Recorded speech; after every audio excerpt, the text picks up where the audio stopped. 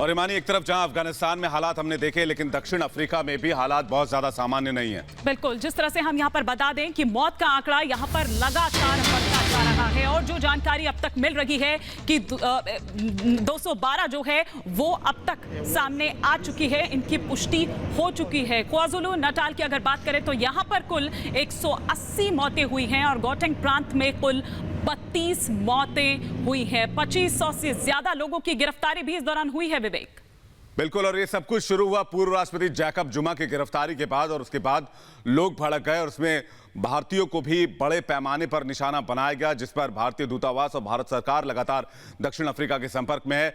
बताया जाता है मानी कि 90 के दशक के बाद की ये सबसे बड़ी हिंसा है, एक बड़ा हिंसा का दौर है जिसे ये देश गुजर रहा है।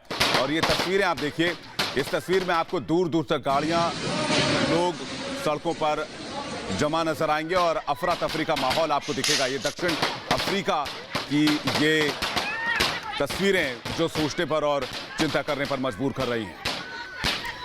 तो गोलियों की ये तड़तड़ाहट आप साफ तौर पर यहां पर सुन सकते हैं। हिंसा की आग में किस तरह से जल रहा है दक्षिण अफ्रीका, उसकी सड़कों पर किस तरह का ये हाल है, हम आपको दिखा रहे हैं।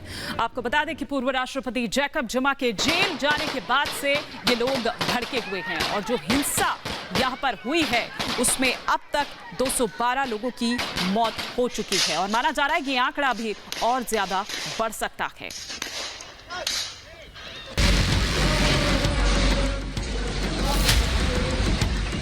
दक्षिण अफ्रीका के कई इलाके दंगों की आग में झुलसे हैं।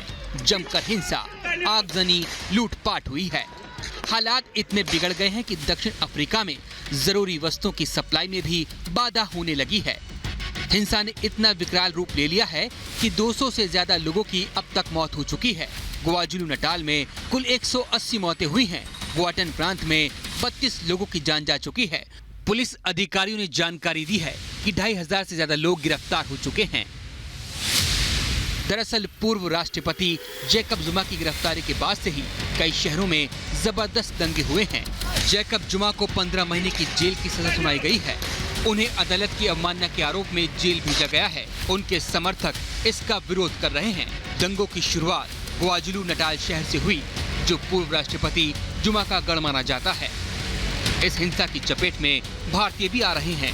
इसके पीछे की वजह ये बताई जा रही है कि साल 2009 से 18 तक दक्षिण अफ्रीका में जब जैकब जुमा की सरकार थी तो सरकार पर गुप्ता बंधुओं का खासा प्रभाव था।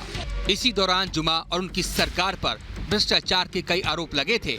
जुमा के समर्थकों को लगता है कि उनकी जेल जाने के पीछे गुप्ता बंधुओं का हाथ है। भारत सरकार इस पूरे घटनाक्रम पर नजर रखे हुए है। हालांकि हिंसा प्रभावित इलाकों में अब जिंदगी पटरी पर लौट रही है। South Africa national defence force के 25,000 जवानों को तैनात किया गया है। Bureau report, Republic Bharat.